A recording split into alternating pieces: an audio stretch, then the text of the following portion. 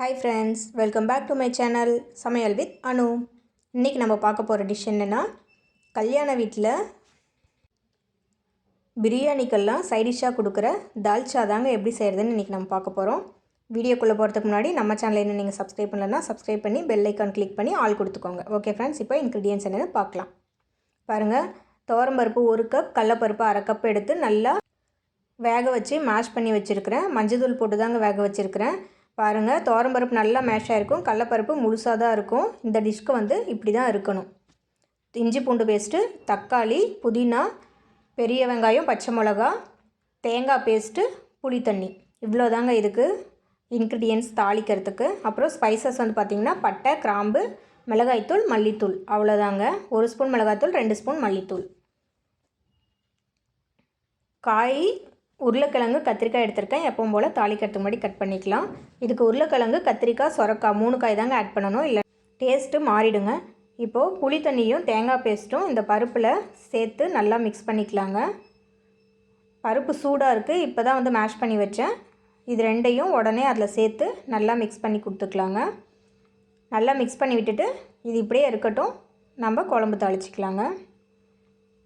பாருங்கள், நல்லா மிக்ஸ் ஆகிடுச்சு, அவ்வளோதான். இது இப்படியே ஒரு பக்கம் இருக்கட்டும். இப்போ தாளிச்சிக்கலாம். வானலில் 4 ஸ்பூன் எண்ணெய் ஊற்றிருக்குங்க. எண்ணெய் நல்லா காயட்டும். எண்ணெய் நல்லா காஞ்சிருச்சுங்க. பட்டை கிராம்பு தாளிச்சிக்கலாம்.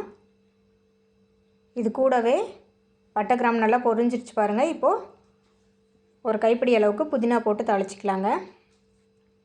புதினா நல்லா பொரியட்டும். இதுக்கு நீங்கள் கடுகு கருவேப்பிலை சேர்த்து தாளிக்காதீங்க, டேஸ்ட் மாறிடும். பட்டை கிராம்பு புதினா தான் போட்டு தாளிக்கணும், அப்போ தான் ஒரிஜினல் ஃப்ளேவர் கிடைக்கும். இப்போது வெங்காயம் ஆட் பண்ணிக்கலாம். ஒரு பெரிய சைஸ் வெங்காயம் நீளமாக கட் பண்ணியிருக்கேங்க. 2 பச்சை மிளகா ஆட் பண்ணியிருக்கேன். இது வெங்காயம் நல்லா வதங்குற வரைக்கும் ஃப்ரை பண்ணிக்கலாம். பாருங்கள், வெங்காயம் நல்லா வதங்கிடுச்சு. இஞ்சி பூண்டு பேஸ்ட்டு சேர்த்துக்கலாம். இஞ்சி பூண்டு பேஸ்ட்டு ஒரு 3 ஸ்பூன் அளவுக்கு சேர்த்துருக்குங்க. இப்போ இதனுடைய பச்சை வாசனை போகிற வரைக்கும் நல்லா ஃப்ரை பண்ணி கொடுத்துக்கலாம். இது பாருங்கள், நல்லா ஃப்ரை ஆகிடுச்சு. தக்காளி சேர்த்துக்கலாம். 2 மீடியம் சைஸ் தக்காளி நல்லா பழுத்த பழமாக எடுத்து பொடியாக கட் பண்ணி வச்சுருக்கிறேன். தக்காளி நல்லா மேஷ் ஆகிற மாதிரி வதக்கிக்கலாங்க. எப்பவும் போல் தக்காளி மேஷ் ஆகிறதுக்கு ஒரு பிஞ்ச் உப்பு சேர்த்து நல்லா வதக்கிக்கலாங்க. தக்காளி நல்லா மேஷ் ஆகட்டும். பாருங்கள், தக்காளி நல்லா மேஷ் ஆகிடுச்சு. இப்போ இதில் காய் சேர்த்துக்கலாம். பாருங்கள், கத்திரிக்காவை நீளமாக கட் பண்ணியிருக்கேன். உருளைக்கிழங்கு சின்ன சின்ன பீஸாக கட் பண்ணியிருக்கேன். இது போல் கட் பண்ணால் போதும். இப்போ இந்த காயை இந்த மசாலாவோட நல்லா மிக்ஸ் ஆகிற மாதிரி ஃப்ரை பண்ணி கொடுத்துக்கலாம். இப்போது ஸ்பைசஸ் சேர்த்துக்கலாங்க. மிளகாய்த்தூள், மல்லித்தூள். இதில் நான் வேறு எதுவும் கரம் மசாலாவோ வேறு எந்த எக்ஸ்ட்ரா மசாலாவோ எதுவுமே ஆட் பண்ணலைங்க. வெறும் மிளகாய்த்தூள், மல்லித்தூள் மட்டும் போட்டாவே போதும். அந்த ஒரிஜினல் ஃப்ளேவர் உங்களுக்கு நல்லாவே கிடைக்கும். இப்போ இந்த ஸ்பைசஸோட பச்சை வாசனை போகிற வரைக்கும் நல்லா மிக்ஸ் பண்ணி கொடுத்துக்கோங்க. பாருங்கள், நல்லா மிக்ஸ் ஆகிடுச்சிங்க. இப்போ தண்ணி சேர்த்துக்கலாம். நம்ம குழம்புக்கு எவ்வளோ தண்ணி தேவையோ அந்த அளவுக்கு சேர்த்துக்கலாம். பாருங்கள், தண்ணி சேர்த்து மசாலாவெல்லாம் நல்லா கலந்து கொடுங்க.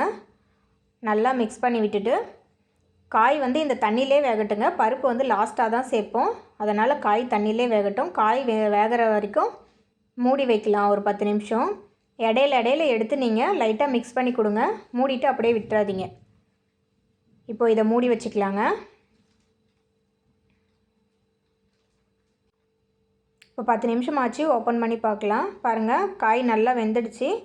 நான் 10 நிமிஷத்துக்கு முன்னாடியே ஒரு 2 டைம் எடுத்து இடையில மிக்ஸ் பண்ணி விட்டேங்க.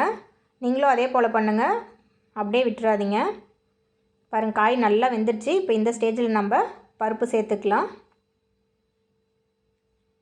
புளியும் தேங்காய் பேஸ்ட்டும் மிக்ஸ் பண்ணி வச்சுருக்க பருப்பை இதில் சேர்த்து நல்லா கலந்து விட்டுக்கலாங்க.